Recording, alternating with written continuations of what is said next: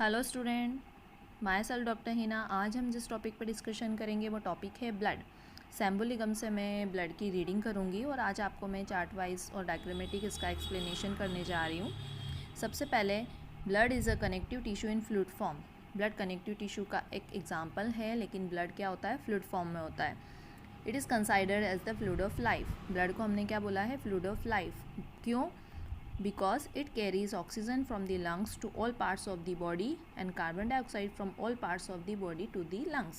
क्योंकि ब्लड को fluid of life इसलिए कहा है क्योंकि ब्लड क्या करता है, जितनी भी ऑक्सीजन है उसे लंग्स से कहाँ ले जाता है, बॉडी टिश्यू तक, और कार्बन डाइऑक्साइड जो बॉडी टिश्यू या सेल्स में है उसे कहाँ तक ले जाता है, लंग्स तक। इसीलिए हमने इसको क्या बोला है, fluid of life. It is known as fluid of growth. Blood को फ्लूइड ऑफ ग्रोथ भी कहा है। क्यों? क्योंकि जितने भी न्यूट्रिटिव सब्सटेंस है वो डाइजेस्टिव सिस्टम से, हार्मोन्स है वो एंडोक्राइन ग्लैंड से, टिश्यू जहाँ इसकी नीड है, जहाँ इसकी ज़रूरत है वहाँ ले जाने में हेल्प करता है कौन, ब्लड। इस तरीके से इसका सेकंड फंक्शन क्या है, फ्लूइड ऑफ ग्रोथ। थर्ड इसका है importance, fluid of health. Blood is also called the fluid of health. मतलब ब्लड को फ्लूइड ऑफ हेल्थ भी कहा है। क्यों? Because it protect the body against the disease and get rid of waste product and unwanted substance by transporting them to the excretory organ like kidney। Blood को हमने fluid of health इसलिए कहा है क्योंकि ये क्या करता है, हमें जितनी भी डिसीज़ है, जितनी भी बीमारियां हैं उससे बचाता है, और जितने भी वेस्ट प्रोडक्ट है या अनवांटेड सब्सटेंस है जिसे बॉडी के थ्रू बाहर करना ज़रूरी है उसे कहाँ ले जाने में हेल्प करता है, एक्सक्रीटरी ऑर्गन तक। जैसे अगर हम एग्जांपल लें तो किडनी। इस तरीके से ब्लड को फ्लूइड ऑफ लाइफ का है, फ्लूइड ऑफ ग्रोथ का है और फ्लूइड ऑफ हेल्थ का है। फ्लूइड ऑफ लाइफ कैसे कहा है, क्योंकि ये क्या करता है, जितनी भी ऑक्सीजन है वो लंग्स से कहाँ ले जाता है, सेल और टिश्यू तक, और कार्बन डाइऑक्साइड को लंग्स तक ले जाता है। फ्लूइड ऑफ ग्रोथ क्यों कहा है, क्योंकि जितने भी न्यूट्रिटिव सब्सटेंस है, जितने भी हार्मोन्स है, सभी को इनकी जहाँ नीड है, जैसे टिश्यू सेल्स में जो नीड होती है वहाँ ले जाने में हेल्प करता है। और फ्लूइड ऑफ हेल्थ इसलिए कहा है क्योंकि जितनी भी डिसीज़ है उससे प्रोटेक्शन करता है, और जितने भी वेस्ट प्रोडक्ट अनवांटेड सब्सटेंस है उसे एक्सक्रीटरी ऑर्गन में ले जाने में हेल्प करता है।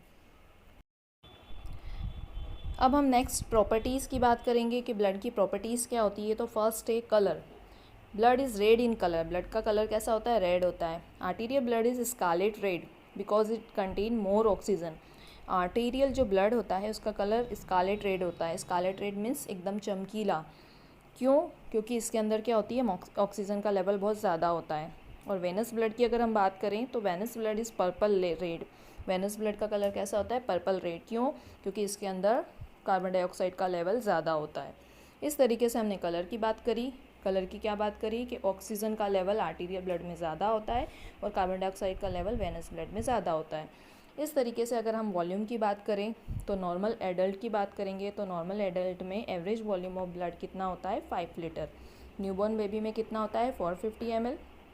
जैसे जैसे ग्रोथ होती जाती है इसका वॉल्यूम बढ़ता जाता है, और एडल्ट में मीन्स प्यूबर्टी की एज में इसका वॉल्यूम हो जाता है 5 लीटर।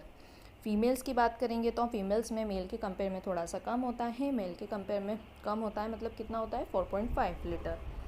अब हम बात करेंगे रिएक्शन विथ पीएच की। मीन्स ब्लड का पीएच कितना होता है, तो blood is slightly alkaline. It's pH is in normal condition कितना होता है, 7.4। अब इसके बाद स्पेसिफिक ग्रेविटी की बात करेंगे तो स्पेसिफिक ग्रेविटी होती है 1.052 टू 1.061। विस्कोसिटी की अगर हम बात करेंगे तो blood is 5 time more viscous than the water. Viscosity मतलब होता है गाढ़ापन। तो ब्लड कितना, कम से कम 5 गुना वाटर के कंपेयर में क्या होता है, विस्कस होता है। क्यों होता है? क्योंकि इसके अंदर क्या होती है, ब्लड सेल्स होती है। कौन सी? RBC and plasma proteins.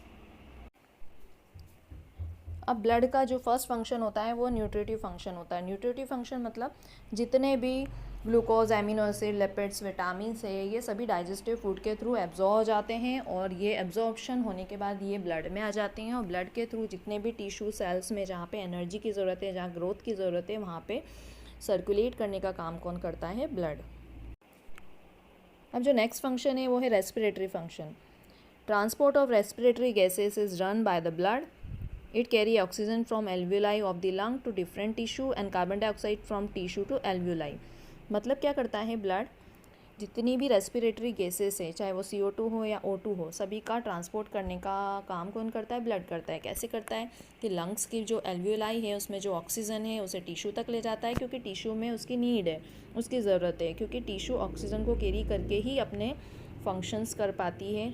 और दूसरा ये है कि जितनी भी CO2 है वो CO2 टिश्यू से लंग्स में ले जाने का काम भी कौन करता है? ब्लड। इस तरीके से ये रेस्पिरेटरी फंक्शन हमने पढ़ा। नेक्स्ट फंक्शन है एक्सक्रीटरी फंक्शन। तो जितने भी वेस्ट प्रोडक्ट है, जो अनवांटेड सब्सटेंस है, उन सभी को बॉडी के थ्रू बाहर करना है, तो वो एक्सक्रीटरी फंक्शंस के लिए यहाँ पे जो मीडियम है वो है ब्लड। मतलब जितने भी वेस्ट प्रोडक्ट है, मेटाबॉलिक वेस्ट प्रोडक्ट है, उन सभी को ब्लड कैरी करता है और वो कहाँ तक ले जाता है? एक्सक्रीटरी ऑर्गन में, जैसे कि किडनी, लीवर एंड इंटेस्टाइन। और इन ऑर्गन के थ्रू ये वेस्ट प्रोडक्ट एक्सक्रीट आउट कर दिए जाते हैं। नेक्स्ट है transport of hormone and enzyme. तो ब्लड क्या करता है? हार्मोन्स को अपने टारगेट ऑर्गन तक ले जाने में हेल्प करता है। इसके साथ साथ एंजाइम को भी अपने टारगेट ऑर्गन या सेल्स तक ले जाने में हेल्प करता है। नेक्स्ट है रेगुलेशन ऑफ वाटर। ब्लड क्या करता है? वाटर रेगुलेशन में हेल्प करता है। अगर एक्सेस वाटर होता है तो उसे एक्सक्रीट आउट करने में हेल्प करता है, और अगर वाटर की कमी होती है तो ब्लड उसे कंजर्व करने में हेल्प करता है। नेक्स्ट है बॉडी टेम्परेचर को रेगुलेट करने में भी ब्लड हेल्प करता है। हीट गेन और हीट लॉस मेथड के थ्रू ब्लड टेम्परेचर को रेगुलेट करता है। नेक्स्ट है स्टोरेज फंक्शन। स्टोरेज फंक्शन कैसे है? कि ब्लड जितने भी वाटर, प्रोटीन, ग्लूकोज, सोडियम या पोटेशियम है उसे स्टोरेज करने में हेल्प करता है, और जब इसकी ज़रूरत होती है, जब इसकी नीड होती है, उसका यूटिलाइजेशन करवाने में हेल्प करता है। यहाँ हम बात करेंगे कि ब्लड का कंपोजिशन क्या है, मतलब ब्लड के अंदर क्या क्या सब्सटेंस होते हैं। तो blood contain the blood cell which are called the formed element and the liquid portion known as the plasma. मतलब ब्लड के अंदर ब्लड सेल्स होती है जिसे हम क्या बोलते हैं? फॉर्म्ड एलिमेंट, और जो लिक्विड पोर्शन होता है उसे हम कहते हैं प्लाज्मा। अगर हम प्लाज्मा की बात करें तो प्लाज्मा में क्या होता है? सॉलिड एंड गैसेस होती है, और साथ में 92 से लेकर 93% वाटर होता है। अगर सॉलिड्स की बात करेंगे तो सॉलिड 7 to 8% होता है। उसके अंदर क्या होते हैं? ऑर्गेनिक, इनऑर्गेनिक सभी सब्सटेंस होते हैं। ऑर्गेनिक सब्सटेंस में क्या क्या आते हैं? Plasma protein, carbon dioxide, enzymes, fat, amino acid, hormones.